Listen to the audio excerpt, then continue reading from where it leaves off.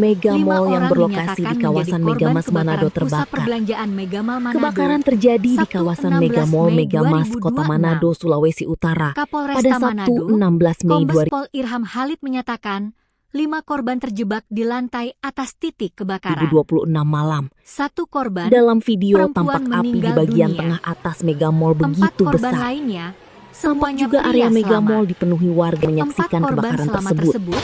berdasarkan pernyataan Kapolresta pasca evakuasi wilayah. 4 warga tersebut selamat tanpa mengalami luka bakar. Saat ini mereka menjalani perawatan di RS Bayangkara Manado.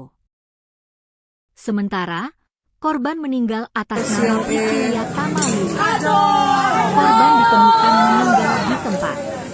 Jenazah Pricilia juga dibawa ke RS Bayangkara Manado untuk mendapatkan tindakan lanjutan. Sejumlah damkar Kami tampak menyatakan kewalahan turut berusaha berduka cita memadamkan untuk api. korban meninggal. Api Kata Irham. dilaporkan muncul dari salah satu Terkait bagian itu, gedung pusat perbelanjaan Kapolresta tersebut Manado menyatakan dan dengan Mega cepat Mall belum memicu dapat kepanikan pengunjung. beroperasi. Sehubungan dengan peristiwa ini, status quo menunggu hasil Suara sirena mobil pemadam kebakaran ujarnya terdengar lagi. silih berganti saat petugas Kapolresta berupaya menuju menyatakan lokasi kejadian. penyebab kebakaran dan Belum sumber diketahui api secara belum bisa pasti penyebab dipastikan. kebakaran tersebut. Kami Namun belum petugas bisa keamanan pastikan. bersama aparat kepolisian langsung Demikian melakukan juga evakuasi nilai dan pengamanan di kerugiannya. sekitar kawasan Mega Mas Masih akan guna mencegah didalami, hal-hal yang tidak katanya diinginkan. lagi.